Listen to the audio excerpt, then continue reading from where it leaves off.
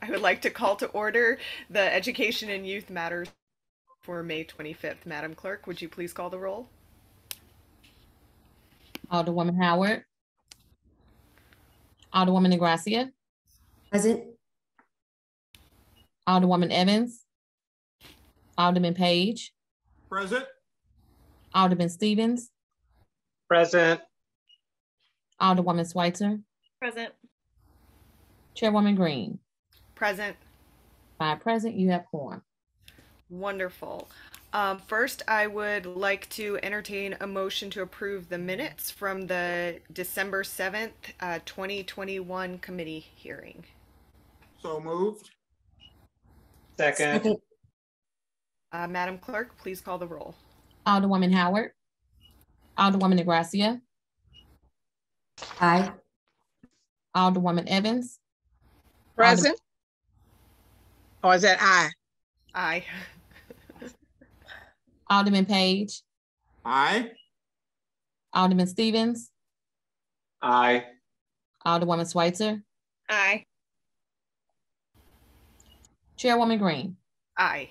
6 aye votes. Thank you very much. All right, we have one order of business today, which is Board Bill number 18.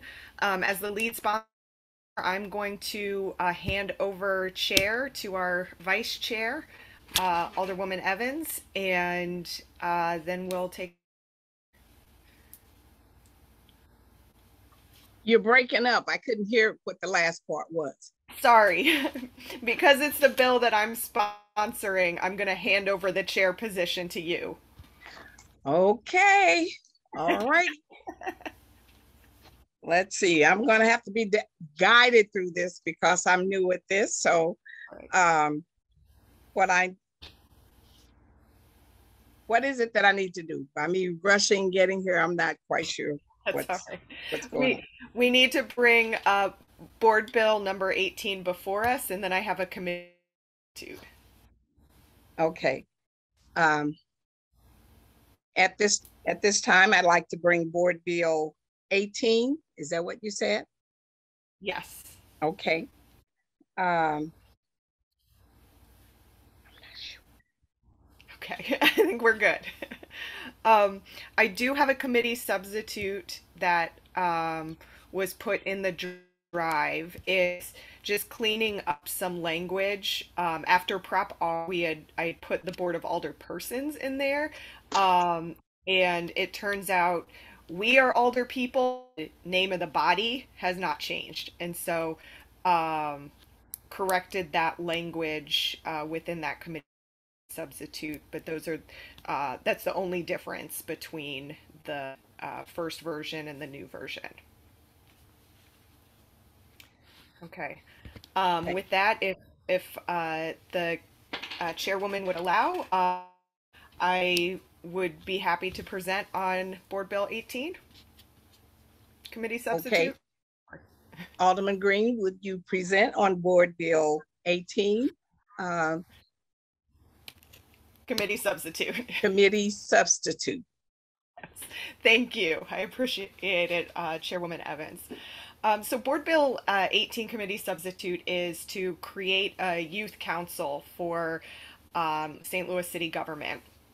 The youth councils are formal advisory bodies that are made up of youth who offer their knowledge, expertise, and solutions to governmental agencies to help us make better decisions that are youth-centered.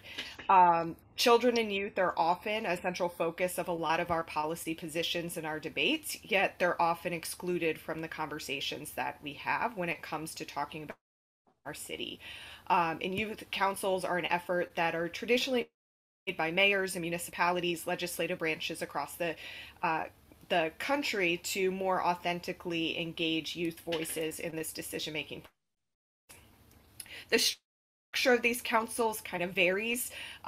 There are a number of them operating throughout the United States, but research shows that most research councils share a couple of common features. They're a formalized parliamentary structure, either through legislation or executive order. They meet on a regular basis, and they have adult staff to supervise their work. and they engage participants as experts on youth issues, connecting youth to policymakers like people Board of Aldermen or people who work in city government. These youth councils are predominantly used to solicit youth impact on community issues, while also providing skill building and leadership opportunities for our youth to get them more civically engaged from a young age. Tasks that are often completed by youth councils can be things like hosting youth summits or conducting community assessments, engaging in participatory budgeting, and more. So it's really up to the youth who sit on these councils to be the driving force on what it is that they want to accomplish. They also vary in size across a lot of municipalities, but most are around 15 members or so, and most have eligibility requirements related to age, school year, residency, things like that.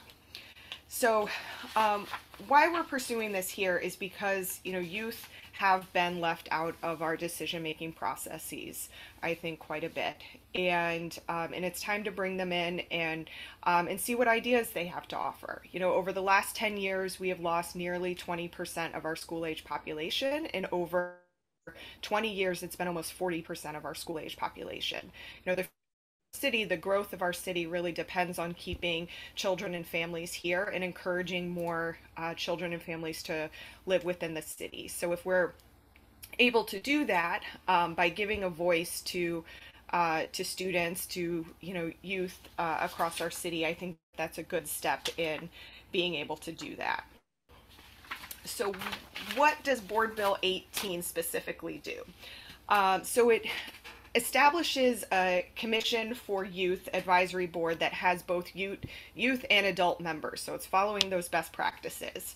It says that the youth members shall be between the ages of 12 and 18 at the time of appointment, and the Board of Aldermen, each member of the Board of Aldermen and the president of the board shall appoint a youth member to the committee, and then the mayor's office has the ability to appoint 6 more youth members from underrepresented communities to ensure that the council really meets the diversity of our city. So, if after we make all of our appointments as a board, we realize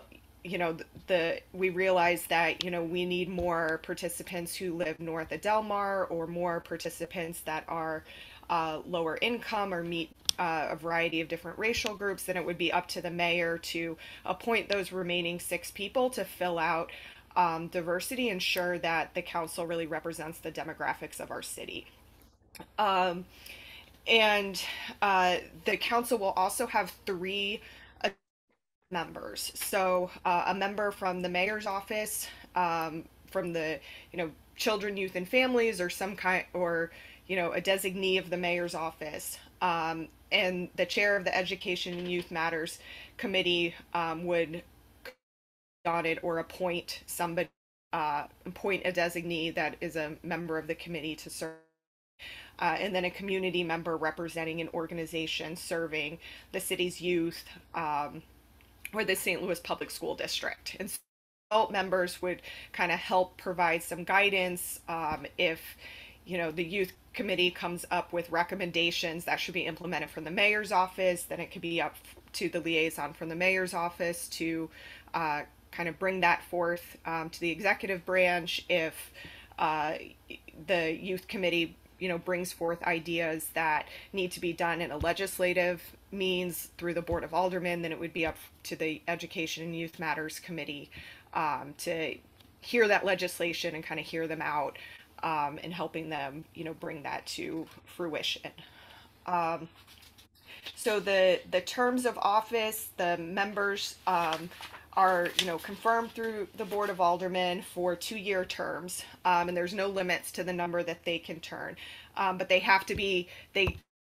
would have to be a maximum of 18 years old at the time of appointment. So it would be possible that you could have a 19 or a serving on it, but they would not be able to apply for reappointment after that. And vacancies that are done would be the original have to go through the original appointment process again. Also sets out a few ground rules for the committee, that they should hold meetings at least once a month. They should elect a president and a vice president to, proceed over the council. They can adopt rules to in carrying out their responsibilities, like the Board of Aldermen has created our, own rules to govern ourselves by. The president may appoint members of the council or other interested parties to serve on committees. So if they end up creating subcommittees and realize that they need, some help or some expertise in some other areas, the president would be able to do that. And basically the purpose of it would be to, participate in the operation program specifically authorized or directed by the mayor or the Board of Aldermen. They could assess and evaluate community needs and resources relative to the protection or the promotion of city youth, give those assessments and evaluations to the Board of Aldermen and the mayor, encourage or assist in studies that are designed to evaluate and recommend changes. They could receive proposals from other youth groups within the city. They could hold hearings and have other representatives of youth groups come in and testify and give ideas.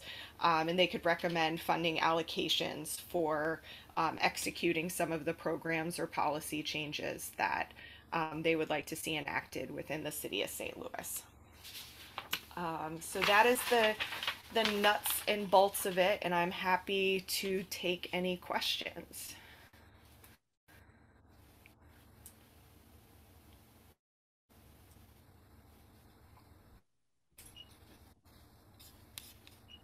Madam Vice Chair, are you opening the floor to questions, or are you going to call on members of the committee?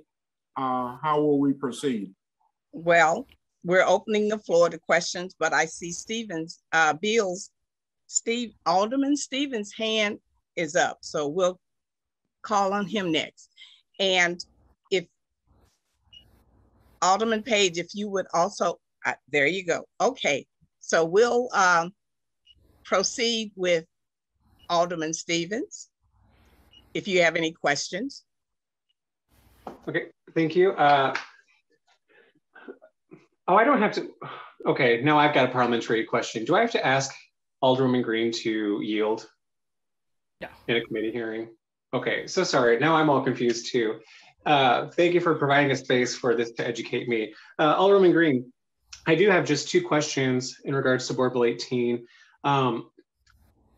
Is 12 to 18 the age range that outlined in the board bill? Is that standard for other cities? Yes. Okay, because Yes. I know that the federal government defines youth as upwards of 26. However, I know that certain divisions within the federal government have tighter age limits. So 12 to 18 is the sort of default for other cities. Okay, and then my question is, considering that we're asking them to serve in a formal term, a formal commission with an oath of office and all that, and because we do digitally archive our meetings, would this be within the realm of the Child Online Protection and Privacy Act? Because coming from public libraries where I worked with youth, everything we did, we had to be aware of COPPA, right? So granted, I worked with ages 0 to 5. Would this pass COPPA muster, or can you speak to that? I know that's really out there. Yes, I do not know. I know that we worked with the city councilor's office on drafting this, so okay. That was not brought up as concern. I mean, I don't envision that these meetings will be streamed the same way that our, meetings at the Board of Aldermen are, but it will be a function of city government. Okay, so it would be like the library board then, in that they're not virtual, but it's just a board and commission creation. Yes, it's just a board or commission creation. Okay, excellent. Understanding that and having posed that, I'd like to be added as a co-sponsor, if that's okay. I don't see Madam Clerk with us at the moment, but Excellent. Please consider me a co-sponsor on Board Bill 18. And with that, Alderwoman Evans, I yield back. Thank you. So noted. I see Alderman Page, your hand, I believe, was next. So you have any further questions for Alderman Green? Yes. Alderwoman Green, first and foremost, let me get it on the record that I think this is a brilliant idea.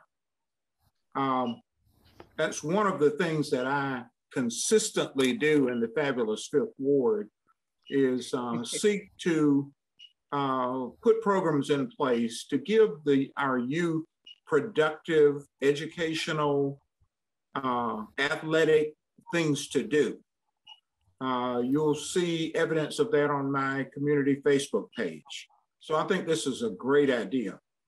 The one question that comes to mind is that a number of us who joined the Board of Aldermen, older persons, we usually in our previous lives have some experience with Robert's Rules of Order, either legislative or non-legislative variety.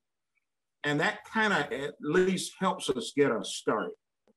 Will the advisors that are part of this initiative, will they be available to help the youth that join this initiative, you know, to keep order, Robert's Rules of Order? I'm just trying to understand the advisory features that are built into this initiative. Yeah, and that is the exact purpose of the advisors, is to help keep order, to keep, you know, it says even on, I think, page 3, you know, bullet point E under section 5 that, you know, in the absence of rules, the provisions of Robert's Rules of Order will be what governs. And but I recognize a 12-year-old might not have experience with that. Year-old might, right. But it, you know, part of having those adult representatives there are also to kind of teach and guide along some of those rules and helping the council get some of those rules in place so that they can govern themselves accordingly, and stepping in and being the moderator if, you know, if the adults need to, but, you know, really being there to empower the youth in the decision-making process as much as possible, and having us there just as resources. Wonderful. Thank you for those clarifications. And with that, I would love to be added as a co-sponsor. Thank you. With that, Madam Vice Chair, I yield back. Thank you. So noted. I'm not sure if Alderwoman Howard's hand was up first or Alderman Ingrassia. I wasn't paying attention, so does it matter who would like to go first? Alderwoman Howard, go right ahead. Thank you so much. I have just 2 questions. How was the age of 12 decided to be the bottom age? And yeah, we looked at, so there's over, let me find my notes here. There's around like 150 to 200 youth councils that exist across the country right now. So we basically pulled youth councils from a number of cities, San Francisco, Greenville, Maryland, Boston, Hampton, Virginia, Milwaukee, and looked at sort of what the average ages were, and most of them were within that age range. Okay, so you're leaving out elementary school students basically, which I think, you know, 10 and 11-year-olds have some meaty ideas to add too, but that's just my opinion. But okay. No, I agree with that. Now, did I miss that this was going to be held virtually all the time, or will they be meeting in a specific space? You know, up to the council. It won't be live streamed, is what I was trying to say. It won't be put on YouTube the way that our meetings are. You know, you have to protect privacy of children, but theoretically meet through Zoom, or they could meet in person, kind of depending upon, I think, what that group decides. Okay. And how many will be on this council total? I was thinking like 20. So the so it will change over time because of the reduction of the Board of Aldermen. Right. So as of right now, every single alderperson would appoint somebody, the president would appoint somebody, and then the mayor's office would have 6 appointees. After the reduction, so after the first 2-year term of this council, that council will also ostensibly get cut in half, because when those reappointments happen, it will, you know, be one from 14 wards plus the president, plus, you know, 6 from the mayor's office. So to start, you're talking probably around 36 children? Yes. Okay. Of varying ages. Okay. Yeah. Then who's going to chair this? Who's going to be the adult chair? Is that your responsibility as the chair of this committee? So there's not an adult chair. The youth will elect a chair, vice chair, and that's written into the bill. But there are 3 adult kind of supervisors that will be there. Somebody from the mayor's office, somebody from either the chair of the Education Youth Matters Committee or that chair's designee, if they don't want to do it, and then an adult from the community that's who works with youth organizations or maybe St. Louis Public Schools, that can provide that community level expertise. And they will meet every month? That is the goal. Okay. Now, let me ask you this. Can you give me an example of some of the types of things they would discuss or put forward out of this group?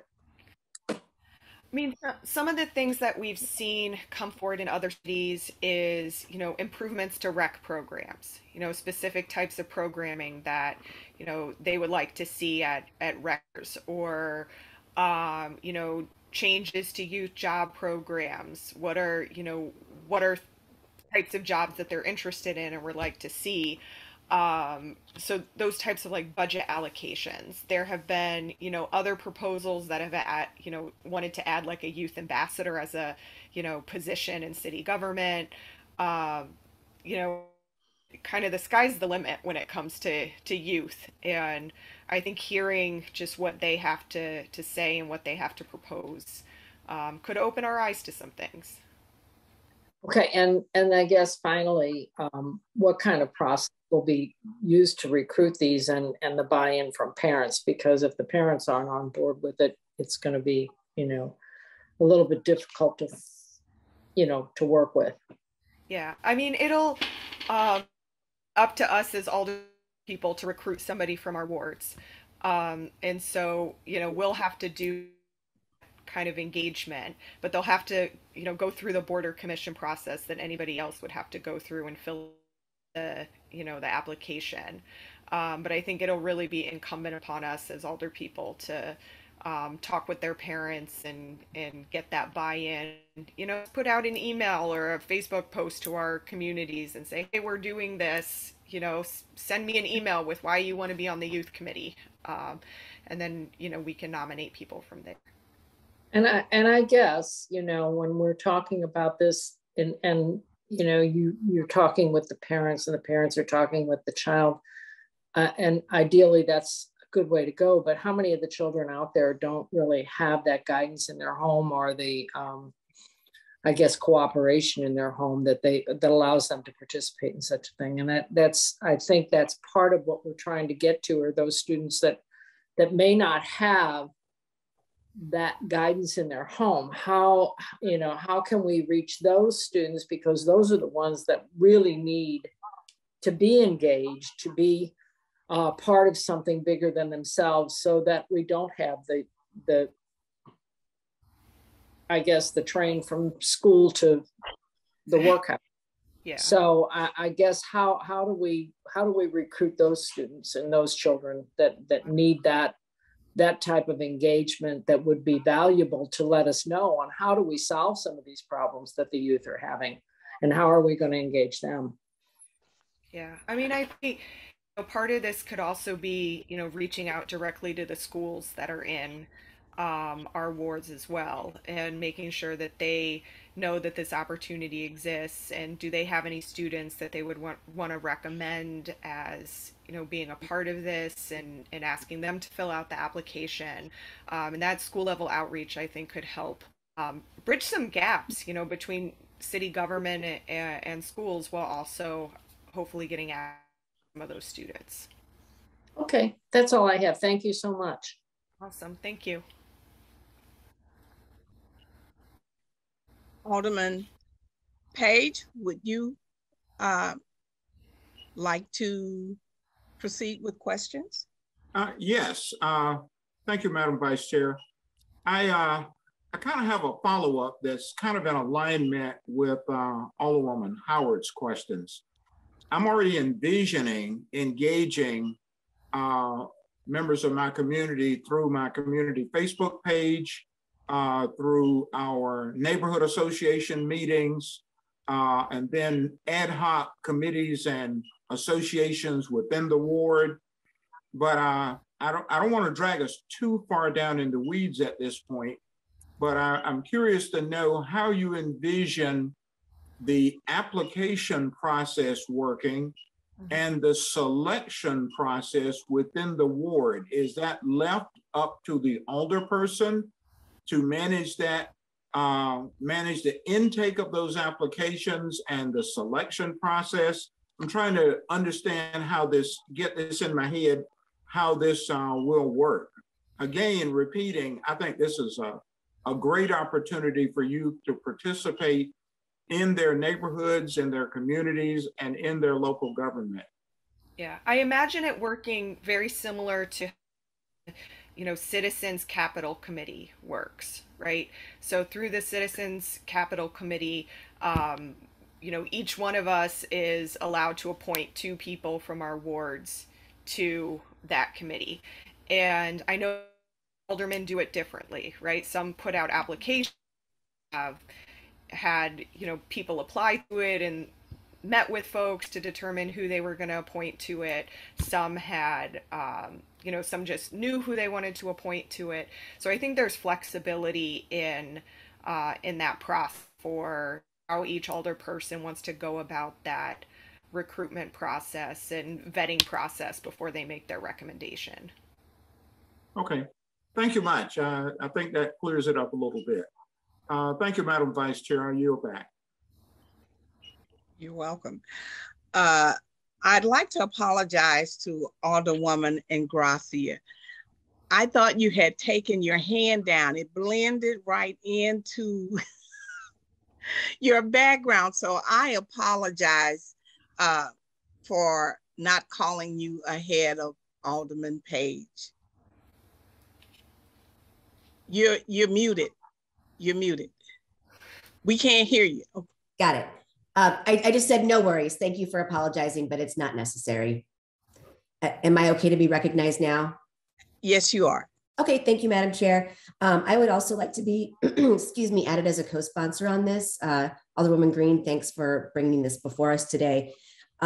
Similar, along the lines of the Alderwoman from the 14th questions, did you consider any sort of stipend for people to participate, or do you anticipate being able to help with transportation to the meetings? So we do not have in the bill. The thing that we do say in the bill is that people are not compensated for that time, but that doesn't mean that we, couldn't advocate for, a small line item or something in the city budget that could provide for transportation or for, food for meetings or technology or something like that. But I think that will get figured out through the budget process. Okay. And then did you take under consideration the fact that there may be students who would like to participate who might need, like there might be a language barrier or an accessibility issue? Are those things that you're hoping that the council just kind of figures out once they get organized? Yeah, when I think it kind of be upon some of the adult members too to recognize if there's accommodations that need to be made for students, and whether that requires that we reach out to an international institute or a translator or whoever to make sure that each person who's appointed to it can fully engage in the council. Great. No further questions. Thanks again for bringing this before us. I think it's problematic that we haven't meaningfully engaged youth in this city in a very long time, if ever. No further questions. Okay. Do we have any other speakers? I have one question. Oh, I'm sorry. Okay, Alderman Howard. There, as I recall, back a few years back, Alderman Collins Muhammad had a similar bill, and I don't think they ever met. It passed, but who's going to take the leadership on this and organize this and get this going? I guess is the. I'm prepared to do that as chair of Education and Youth Matters, and I hope if I ever am not chair of this committee in the future, or that whoever takes it on will continue to kind of carry the mantle on this. Okay. And there was, and then I was going to ask, your speaker has been sitting there so patient. And I thought maybe we'd hear from her, but okay. Yes. We're going to, I think, right after we have one more older person. Right. And she looks like she could be on the committee. Okay, at this time, Alderwoman Schweitzer, if you have any questions. Thank you. I would just like to be added as a co-sponsor. That's it. Okay. I would also like to be added as a co-sponsor. Thank you. Okay, and at this time, we have a speaker, Mary Shannon. Hi there. You have the floor. Thank you. Do I need to be sworn in or anything? Yes. Let's see. Yes, you do. And I have it here. Just a second.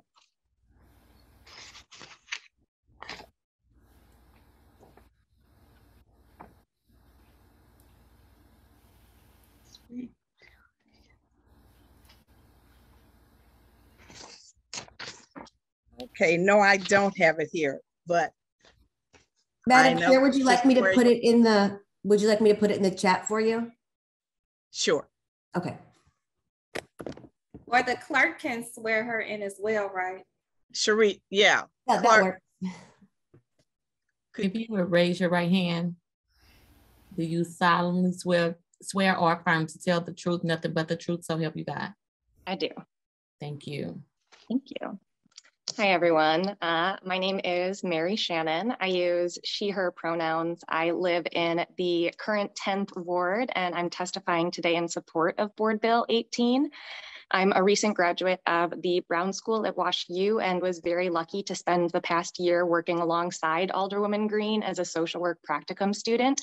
And part of my responsibilities during that time involved conducting research into youth councils to support the development of this legislation.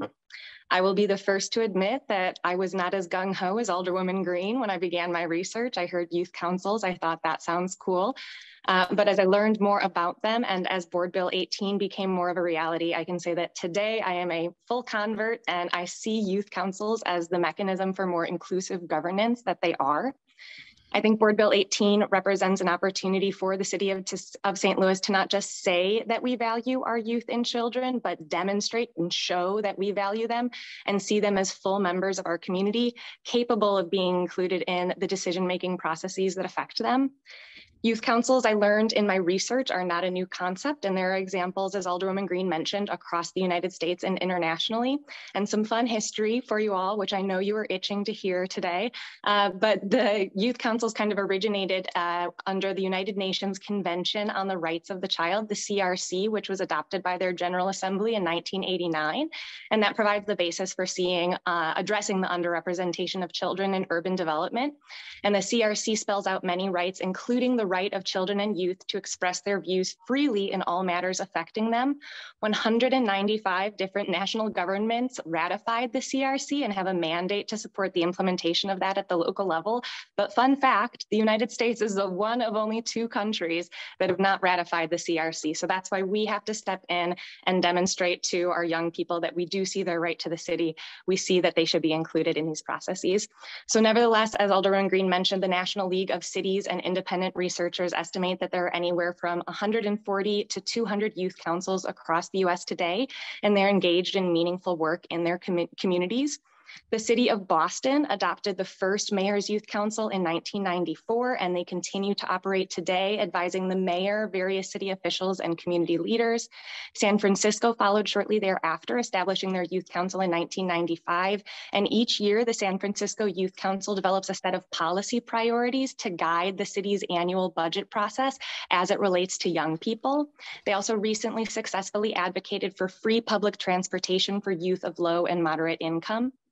The Milwaukee Youth Council is another example of a strong youth council, and it was established in 2004. They recently assisted in allocating community development block grant funds in the city. And again, this demonstrates how youth councils are not just for show, but they can be meaningfully involved in a host of civic processes across the city. And finally, I have to give a shout out to the Youth Advisory Commission of Greenbelt, Maryland, who successfully advocated to amend their city's charter to officially lower the voting age to 16 in Greenbelt's municipal elections. It goes to show that youth councils can be a tool to not performatively include youth, but actually enfranchise a population that has historically been disenfranchised. These councils offer a number of benefits to both participants and the community at large. I think the big ones for the community are more inclusive governance, and we have more effective and sustainable policies that our youth will continue to support in the long term. So obviously, as I said, I'm a big convert. I'm a huge supporter of youth councils. I would gladly share more information on the research that I did or some of the literature. I urge you all to support the passage of BB 18, and anybody tuning in at home to contact your alders and let them know that you want them to support it as well. And I yield any remaining time. Thank you. Thank you. I see that Alderwoman Howard's hand is still up.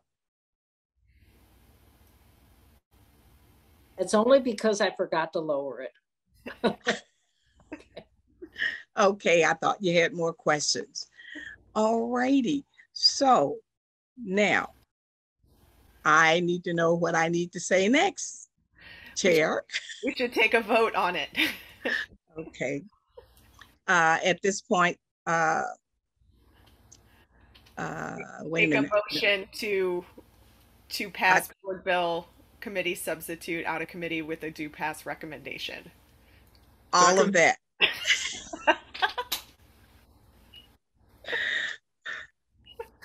Okay, it's been motioned and second.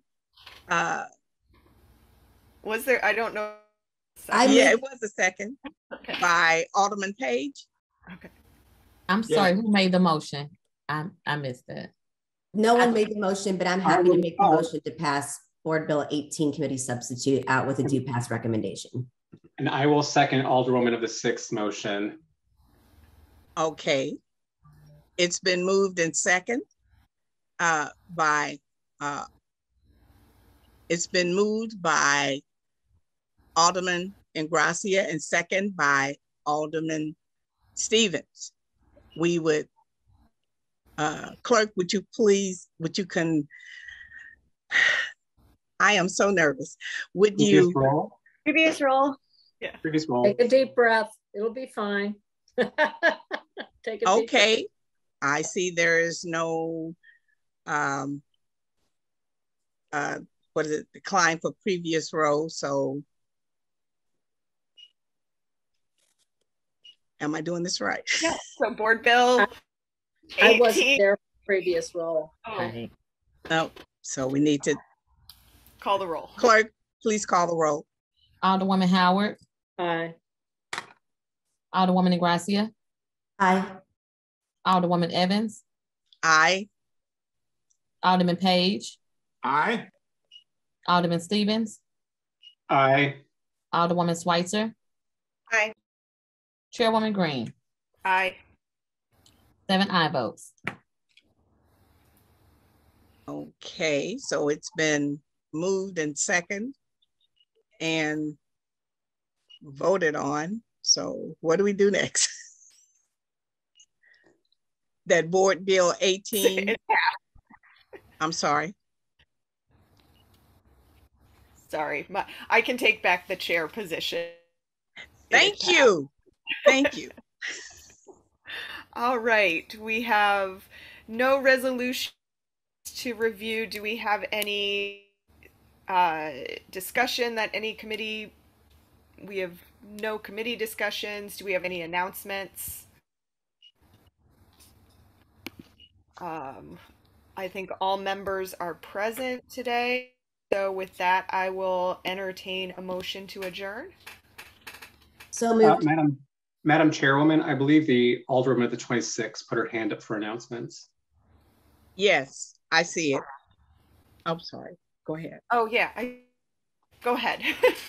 I'm sorry, and I'm not on the committee, so I would have understood if you didn't accept this announcement. But I have asked Alderwoman Ingrassia too earlier if we can have a moment of silence for the victims and families in Uvalde. Yep.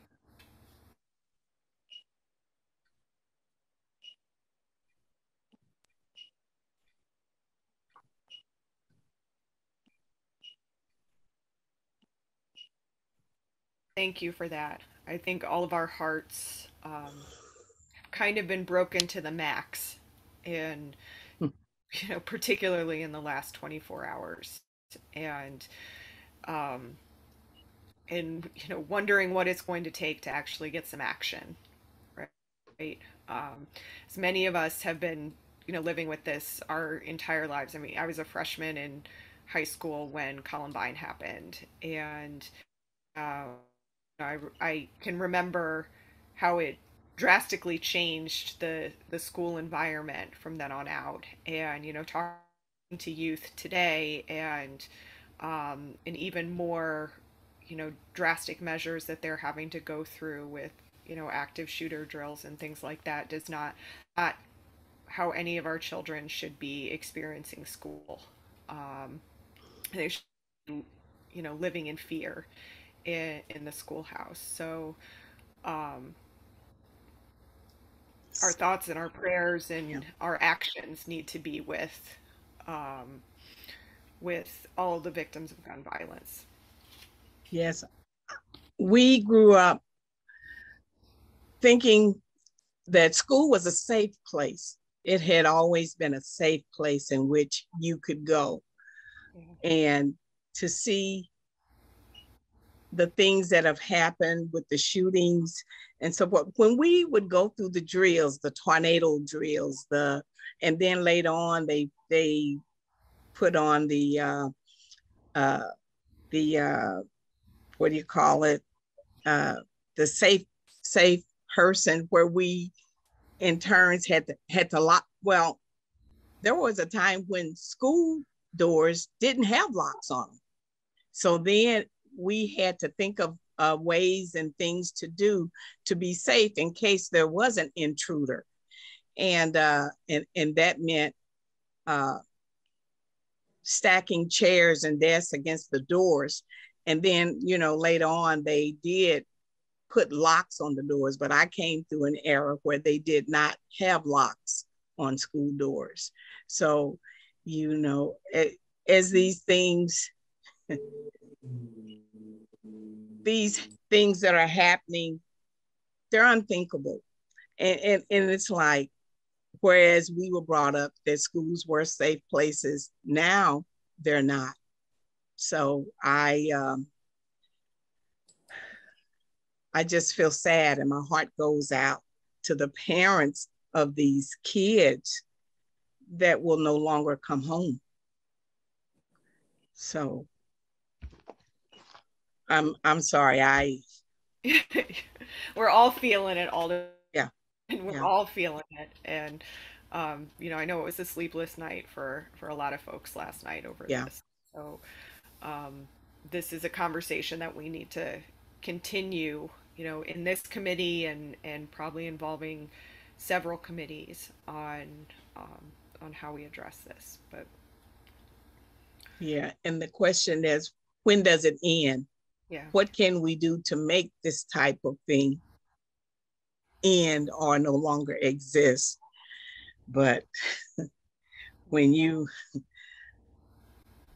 put weapons out there for them to gain easy access to, you know, something needs to be done about that.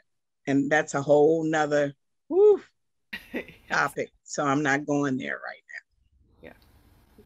Yeah. Thank you for that. Well, on that note, on that kind of somber note, I will entertain a motion to adjourn. So moved. Second. Thank you so much for your time today, and I guess we'll see each other virtually tomorrow. Okay. Bye. Be safe out there. You too.